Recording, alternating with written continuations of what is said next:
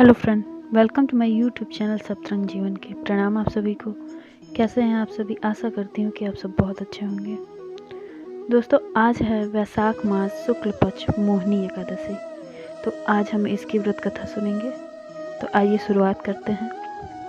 संयम और श्रद्धा से युक्त कथा को सुनकर धनुषधारी अर्जुन बोले, हे कृष्ण जी, वैशाख मास के शुक्ल पक्ष की एकादशी का क्या नाम है तथा उसके व्रत के करने की क्या विधि है, यह सब मुझसे विस्तार पूर्वक कहिए। श्री कृष्ण भगवान बोले, हे पांडुनंदन, मैं एक पुरातन कथा कहता हूँ जिसको महर्षि वशिष्ठ जी ने श्री रामचंद्र जी से कहा था। इसे ध्यान पूर्वक सुनो। एक समय की बात है, श्री रामचंद्र जी महर्षि वशिष्ठ से बोले, हे गुरुदेव, मैं जनक नंदिनी सीता के वियोग में बहुत दुख हो गए हैं, अतः मेरे दुखों का नाश किस प्रकार होगा? आप मुझे कोई ऐसा व्रत बताएं जिससे समस्त पाप और दुख नष्ट हो जाएं। महर्षि वशिष्ठ जी बोले, हे श्री राम, आपने बहुत सुंदर प्रश्न किया है। आपकी बुद्धि अत्यंत शुद्ध और पवित्र है। आपके नाम के स्मरण मात्र से ही मनुष्य पवित्र हो जाता है। आपने लोकहित में यह बड़ा ही सुंदर प्रश्न किया है। मैं आपको एक एकादशी व्रत का महत्व सुनाता हूँ। वैशाख मास के शुक्ल पक्ष की एकादशी का नाम मोहिनी है। इस एकादशी का व्रत करने से मनुष्य के समस्त पाप तथा दुख नष्ट हो जाते हैं। इस व्रत के प्रभाव से मनुष्य मोह के जाल से छूट जाता है।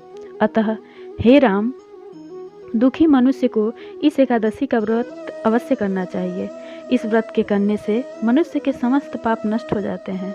जब आप इसकी कथा को ध्यानपूर्वक सुनिए। सरस्वती नदी के किनारे भद्रवाती नामक एक नगरी बसी हुई है। उस नगरी में धितमान नाम राजा राज्य करता था। उस नगरी में एक व्यक्ति रहता था जो धन्य धान्य से पूर्ण था। उसका नाम धनपाल था। वह अत्यंत धर्मात्मा तथा विष्णु भक्त था। उसने नगर में अनेक भोजनालय, कुआं, तालाब, धर्मशाला आदि बनवाए। सड़कों के किनारे आम, जामुन, नीम के वृक्ष लगाए जिससे राहगीरों को सुख मिले। उस वैश्य के 5 पुत्र थे, जिनमें से सबसे बड़ा पुत्र अत्यंत पापी व दुष्ट था। वह वैश्याओं और दुष्टों की संगत करता था। इससे जो समय बचता था उससे वो जुआ खेलने में व्यतीत करता था। वह बड़ा ही नीच तथा देवता पितृ आदि किसी को भी नहीं मानता था। अपने पिता का अधिकांश धन वह बुरे व्यसनों में ही व्यय करता था। मद्यपान तथा मांस का भक्षण करना उसका नित्य कर्म था। जब काफी समझाने बुझाने पर वह सीधे रास्ते पर नहीं आया तो दुखी होकर उसके पिता, भाइयों तथा कुटुंबियों ने उसे घर से निकाल दिया और उसकी निंदा करने लगे। घर से निकलने के बाद वह अपने आभूषण तथा वस्त्रों को बेचकर अपना गुजारा करने लगा। धन नष्ट हो जाने पर वैश्याओं तथा उसके दुष्ट साथियों ने भी उसका साथ छोड़ दिया।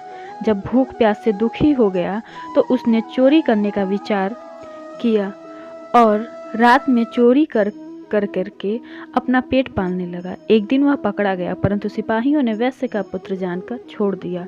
वह दूसरी बार फिर पकड़ा गया। तब सिपाहियों ने भी उसका कोई लिहाज नहीं किया और राजा के सामने प्रस्तुत करके उसे सारी बात बताई। तब राजा ने उसे कारागार में डलवा दिया। कारागार में राजा के आदेश पर उसे बहुत दुख दिए गए और अंत में उसे नगर छोड़ने को कहा गया। वह दुखी होकर नगरी को छोड़ गया और जंगल में पशु पक्षियों को मारकर पेट भरने लगा। फिर बहेलिया बन गया और धनुष बाण से पशु पक्षियों को मार कर खाने और बेचने लगा।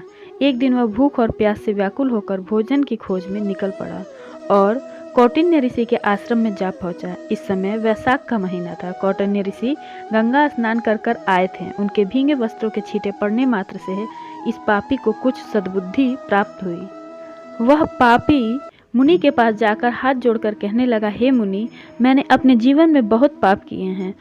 आप उन पापों से छूटने का कोई साधारण और बिना धन का उपाय बतलाइए। तब ऋषि बोले, तू ध्यान देकर सुन। वैशाख मास के शुक्ल पक्ष की एकादशी का नाम मोहिनी है। इसके करने से तेरे समस्त पाप नष्ट हो जाएंगे। मुनि के वचनों को सुनकर बहुत प्रसन्न हुआ और मुनि की बताई हुई विधि के अनुसार उसने मोहिनी एकादशी का व्रत किया। हे राम जी, उस व्रत के प्रभाव से उसके समस्त पाप नष्ट हो गए और अंत में वह गरुड़ पर चढ़कर विष्णु लोक को गया। इस व्रत से मोह आदि भी नष्ट हो जाते हैं। संसार में इस व्रत से कोई अन्य श्रेष्ठ व्रत नहीं है। इसके महत्व के श्रवण व पठन से जो पुण्य होता है वह पुण्य 1 सहस्त्र गोदान के पुण्य के बराबर होता है। कथा सार: मनुष्य को सदैव संतों का संग करना चाहिए। संतों की संगत से प्राणी को न केवल सद्बुद्धि प्राप्त होती है बल्कि उसके जीवन का उद्धार हो जाता है। पापियों की संगत प्राणी को नरक में ले जाती है। ऐसे दुष्ट व पापी संकट पड़ने पर साथ छोड़ देते हैं और तब व्यक्ति स्वयं को नितांत अकेला पाता है।